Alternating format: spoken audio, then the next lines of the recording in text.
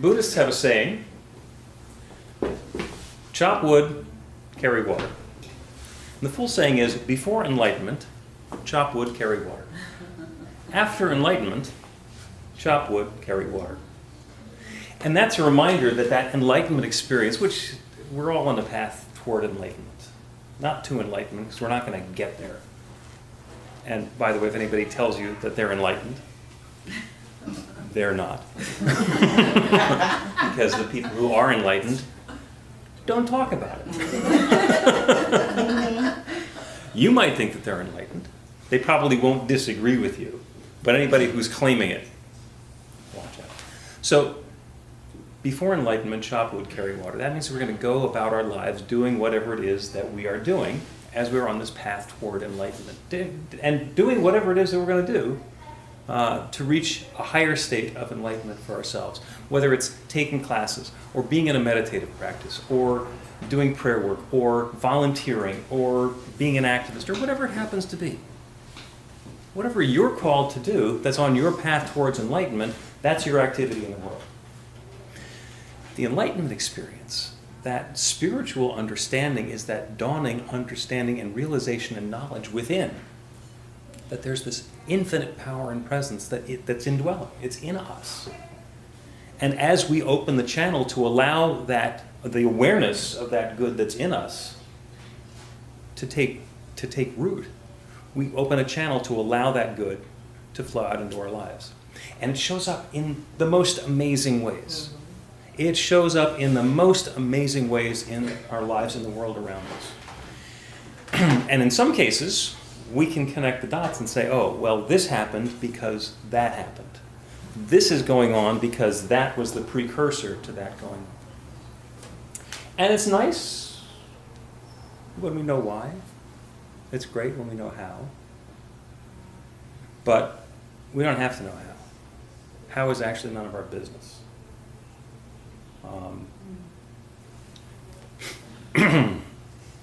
There's a joke. Somebody said that they know God's first name. It's Howard. It says right in the Bible. Our Father who art in heaven, hallowed be thy name.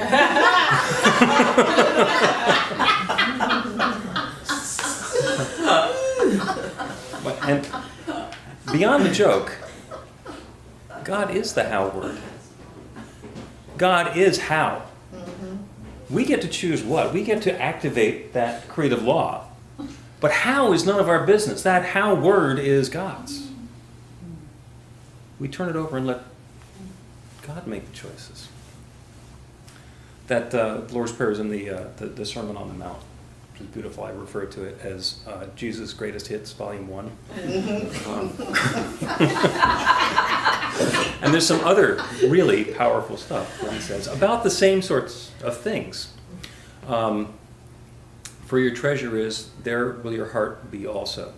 The light of the body is the eye. If therefore thine eye be single, thy whole body shall be full of light. But if thy eye be evil, the whole body will be full of darkness. If therefore the light that is in the darkness, how great is that darkness? We're at choice. We can always choose. No man can serve two masters, for either he will hate the one and love the other, or else he will hold to the one and despise the other. You can't serve God and the world around you. So what Jesus was saying is, we've got to turn our attention to spirit first, and then turn it over, and let spirit be the how word. Therefore I say unto you, I love the scriptural language. It makes it seem official, regardless of what he's saying. Fortunately, the words are really powerful here too. Take no thought for your life, what you shall eat, or what you shall drink, or yet for your body, what you shall put on it. Is not the life more than meat, and the body more than raiment? You don't have to worry about that stuff. It's going to be taken care of. Behold the fowls of the air, for they sow not, neither do they reap, nor gather into barns, yet your heavenly Father feeds them. Are you not so much better than them? We spend so much time worrying about how we're going to pay the rent and how we're going to feed the family and all these other things that are worth being concerned about. And in fact, that's our work in the world. That's chopping wood and carrying water. We don't need to worry about it. There's always wood to chop and water to carry. when we open ourselves up to that possibility, and more of it in whatever way than we can possibly imagine. It's an infinite universe. All sorts of things are possible. Some of them I can look at and call them good. And some of them I look at and I can call them bad. And I can understand that that's my opinion. I was in a yoga class this morning. I go to yoga class every Sunday morning, and I was thinking that there were some people who went to a yoga class in Tallahassee on Friday afternoon, and the guy with the gun came in and shot the place up. Mm-hmm. I don't want to go to that kind of yoga class. I don't want to necessarily be thinking about that when I go to a yoga class. But that's the way the world is. I do what I do because that's what I do. I chop wood and I carry water, and I look for the guidance and for the insight as to what's mine to do next. How am I carrying the wood? How am I carrying the water? What is it? What are my steps in the world? I get to choose that. I get to choose the path that I'm on as I'm moving toward enlightenment. What I've noticed for myself personally is that I've gotten deeper into my spiritual life. The paths have started to combine a little bit. It's really difficult for me to be completely non-spiritual, like I used to. I used to do a zany morning radio show. This is decades ago. My job was basically to make fun of it. I can't do it anymore. I was pretty good at it. It's a very funny show. I can still be funny, but I can't do it at other people's expense. So what's happened, and I didn't have to give up being funny. I just had to give up being mean. Turns out I'm okay with giving up being mean. Before, I was concerned maybe I have to give up being funny. But that's not my decision. I turn that over to Spirit and allow Spirit to tell me how that new piece is coming together. I'm chopping the wood and carrying the water and doing the best that I can. You know, there's an election coming up on Tuesday. Let me paraphrase. Before election, chop wood and carry water. After election, chop wood and carry water. Decide who you're going to be, what sort of a citizen you want to be, of what sort of a country you want to be, and maybe the election will change everything. And maybe the election will only change something, and we get to continue to chop wood and carry water.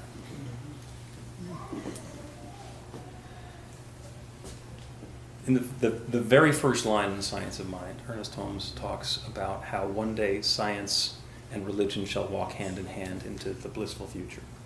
And he wrote this it's published in 1938. So this has been percolating for a while. And we haven't really gotten there necessarily yet. But our understanding of how the universe works has gotten much richer and much deeper. And in a lot of ways, the questions that science is answering are not nearly as important as the questions that science winds up asking. So I'm doing something very ambitious this morning. I'm going to describe pretty much the cornerstone experiment in quantum physics.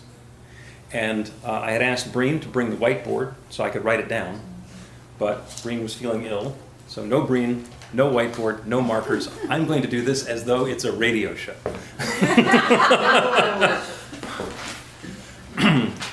First of all, is there anybody here who's familiar with the double slit experiment? Good. You guys are all newbies to this. So there's this universe, which you're familiar with, at least in part. And if you were to take, let's say, a paintball gun and point it at a wall, the paintballs would go wherever they're going to go.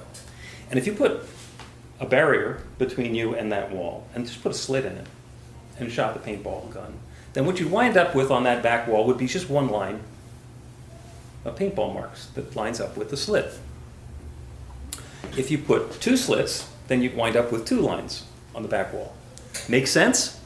Yeah, that's Newtonian physics. That's the way we're used to things work. Now, if instead you filled the room up with water, and you made a wave, and the wave goes and gets to the back wall, the wave's just going to hit the back wall, and it's going to interact it with it like a wave. If you put a slit in between you and the wall, then what will happen is the wave will get to the slit, and then part of the wave will get through the slit, and the wave will start again. Kind of like dropping a pebble, but the pebble drop would seem like it's where the slit is. Make sense? Sure. Okay, put two slits there. What happens is the wave gets to the two slits, and each one of those makes a wave, and what happens is the two waves go, and then they interfere with each other. Some of the waves, the water's going up and down, and what happens is when the high parts get to that back wall, it's going to be a lot more getting there, and when the low parts get there, so it winds up being a line, and then a space, and a line, and a space, and a line, and a space, and a line, and space. Okay, cool. Do you believe that? Make sense? As the waves are interacting with each other? Here's the fun part. If you take an electromagnetic wave, and instead of having it be a ball and a water and a back wall, you have a sensor. When you send this electromagnetic wave, it does exactly the same thing with that pattern, all the stripes on the back wall. If you take just one electron and you shoot it through a single slit, you get a single line. If you take one electron and you shine it and you put it at both slits, and you do that enough times, you wind up with the interference pattern. Shooting them one at a time. Now that's supposed to just go through one slit or the other, but it doesn't. It acts like a wave. There's something screwy going on here, and we can't explain this. And this has been repeated thousands and thousands of times. It's curious. Why is it that it could act like a wave, or it could act like a particle, and it changes?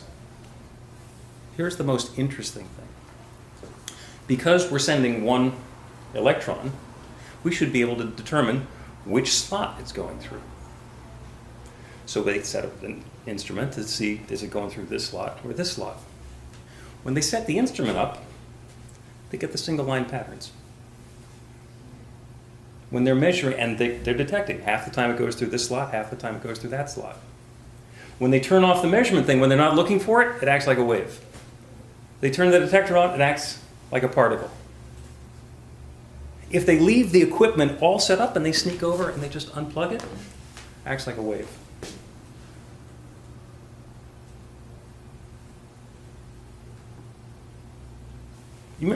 I mentioned the how word before. We don't know how. We don't know what's going on that's making the behavior in the physics. This is the way that our universe works. I mean, anybody ever make a cell phone call today? Yeah, that was using all these electromagnetic waves and all the rest of that stuff that you understand works but still don't know how to work it. Could you make a cell phone? No. No, you go to the Apple store and ask them for one. But our body of knowledge is such that there are people who understand how those things work, and we know the how part.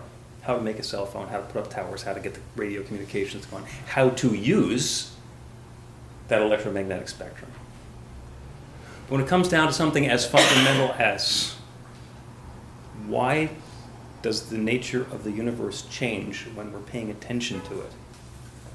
When I'm not paying attention, when I'm not measuring it, it acts this way, and when I am, it acts a different way. Yeah. So where I leave it with that is that there is something bigger going on than I understand. And I see that on the grand scale of things, and we see it in the subatomic scale of things. The nature of the universe is that how is none of our business. Has anybody ever worried about paying the rent or the mortgage? Worried about whether or not you're going to get that job, whether or not she's going to say, yes, I'll go out with you? Yeah. Or he, or whatever. We've all had those concerns because from where we're standing now to where we want to be, we don't know how.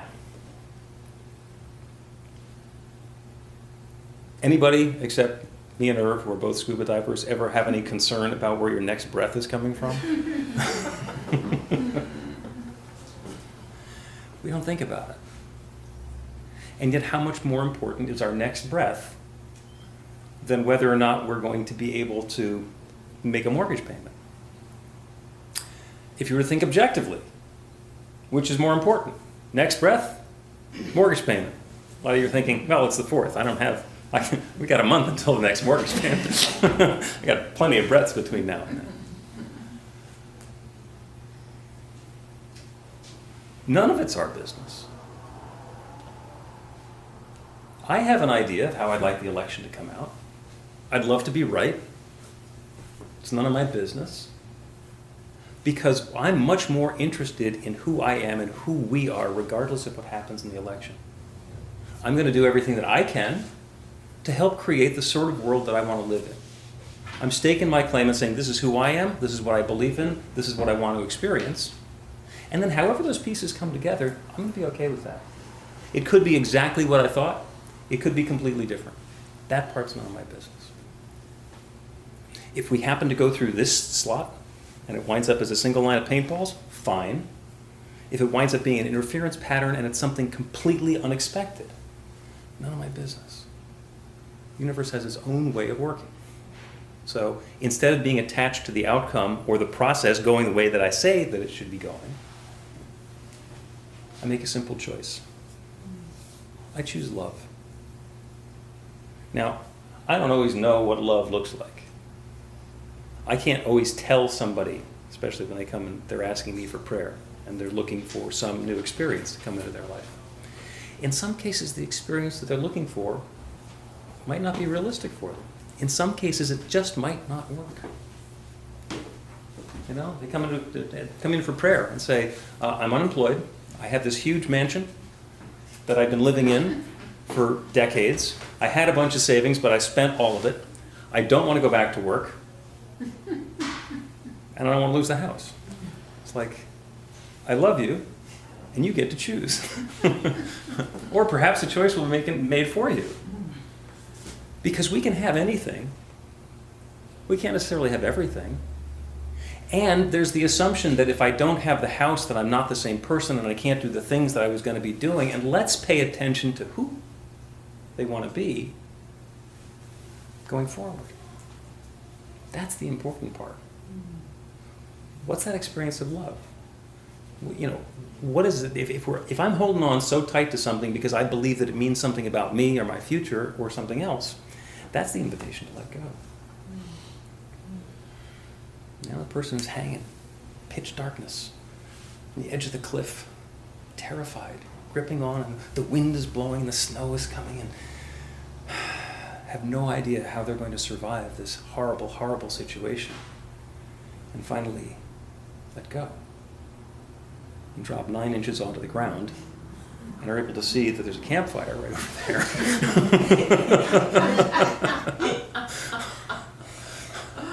You know, then there's the opportunity to beat yourself up for why didn't I let go earlier and all the rest of those things. None of your business. Trust. When the time has come, when the time comes, choose to do what love would do. And as Jesus said, all else shall be added to you.